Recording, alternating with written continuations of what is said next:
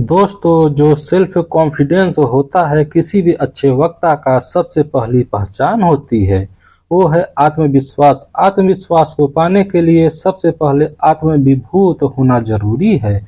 Self respect का होना जरूरी है। आप महसूस करिए कि आप अच्छी तरह बोल सकते हैं। दोस्तों, आत्मसम्मान प्राप्त करने के लिए जो सबसे पहली चीज होती है, थोड़ा अपने शरीर और अपने कपड़ों पर ध्यान दें। आप अगर युवा हैं तो सबसे पहले कोशिश करिए कि आप एक्सरसाइज करें। कई बार यह देखा जा सकता है जो ढोल-मोल शरीर है, ज़्यादा ढीले कपड़े होते हैं, वो लोगों के आत्मसम्मान को कम करने का तरीका होता है। अगर आप दुनिया के किसी भी मोटिवेशन को देखें, कपड़े अच्छी तरह का पहनता है, साथ ही साथ वो अपने शरीर का भी ध्यान रखता है। वक्ता बनने के लिए पहला कॉन्फिडेंस ये होना चाहिए। दूसरा, आपको यह पता होना चाहिए कि आप किस विषय पर बात करने जा रहे हैं। अगर आप किसी मंच पर जा रहे हैं, किसी सभा में बोलने जा रहे हैं, शुरुआती दौर में आपको याद नहीं रहती तो आप फ्लैश कार्ड बना सकते हैं। तीसरा यह है कि कम्युनिकेशन में भाषा एक शब्द का इस्तेमाल, आप जो भी शब्दों का इस्तेमाल कर रहे हैं उसके बारे में, उसके मतलब के बारे में आपको पता होना चाहिए। चौथा होता है कि बातचीत के समय कई बार हमें सहारे की जरूरत पड़ती है। जैसे बातचीत के समय हाथों का मूवमेंट, शरीर का मूवमेंट ये बहुत महत्वपूर्ण होता है। हालांकि इंटरव्यू में आप बॉडी मूवमेंट कम से कम रखेंगे तो अच्छा होगा, लेकिन हमें लोगों के बीच में बातें करनी होती है। आमतौर के बीच में, सभाओं में, किसी मंच पर, वहां पर इस तरह के मूवमेंट काफी प्रभावशाली होते हैं। अगला यह होता है कि बातचीत में रस का प्रवेश। कई लोगों का रसीले तरीके से बात करते हैं, भाषा में उनकी एक अच्छी पकड़ होती है, वो आपको लेकर अपने अंदर आना है। जैसे कई लोग शायरी का इस्तेमाल करते हैं, कविताओं का इस्तेमाल करते हैं, चुटकुलों के माध्यम से अपनी बात करते हैं और वो अपने ऑडियंस को बांध कर रखने का तरीका जानते हैं। इन सभी तरीकों का प्रयोग करके आप अपने बातचीत करने के तरीकों को आप बहुत पावरफुल बना सकते हो, क्योंकि अच्छा वक्ता वही होता है जिसको श्रोता लंबे समय तक बात सुनने को तैयार रहे।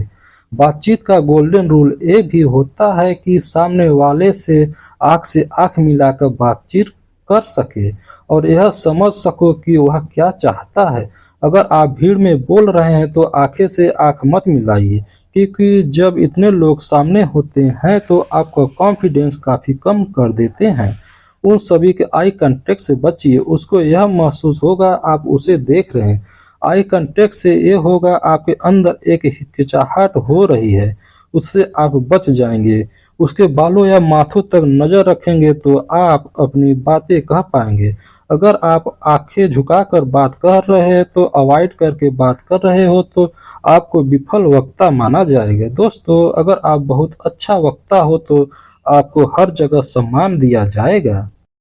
पार्ट 2, बोलने की तैयारी रोज करें। दोस्तों, एक दिन के जीत के लिए हर रोज मेहनत करना पड़ता है, उसी तरह अच्छा बोलने को सीखने के लिए हर रोज बोलने की आदत बनानी होगी। दिन में एक समय को तय कर लें जिस समय आपको बोलना सीखना हो।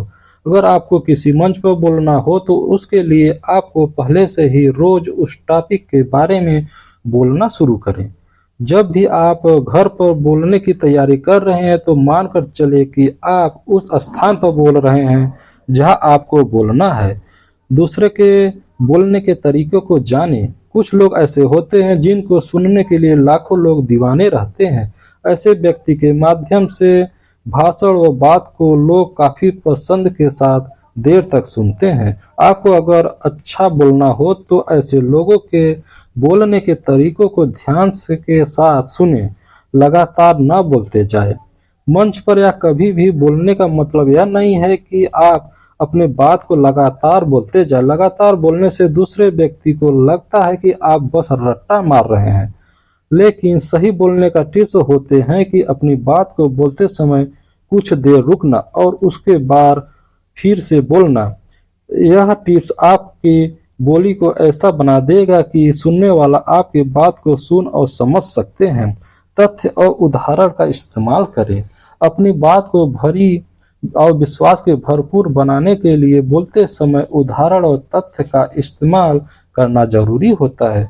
जब बोलते समय उदाहरण और तथ्य का इस्तेमाल होता है तो दूसरा व्यक्ति आपके शब्दों को ध्यान से सुनता है। उन्हें लगता है कि हम सही बोल रहे हैं और हमने इसके बारे में काफ़ी कुछ रिसर्च किया हुआ है और हमने काफ़ी डेटा भी जमा किया हुआ है।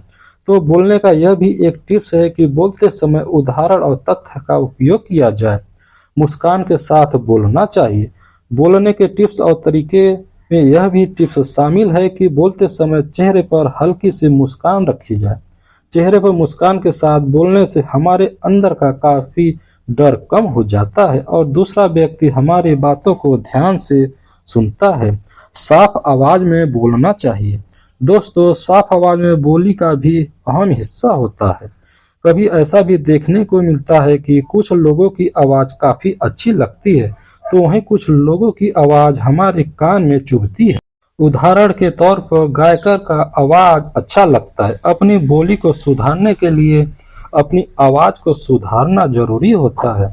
जब आपकी आवाज अच्छी होगी और अगर बोलते समय अगर आपके मुंह से कुछ गलती हो जाए तो दूसरे लोग आपके बातों पर ज्यादा ध्यान नहीं देते हैं।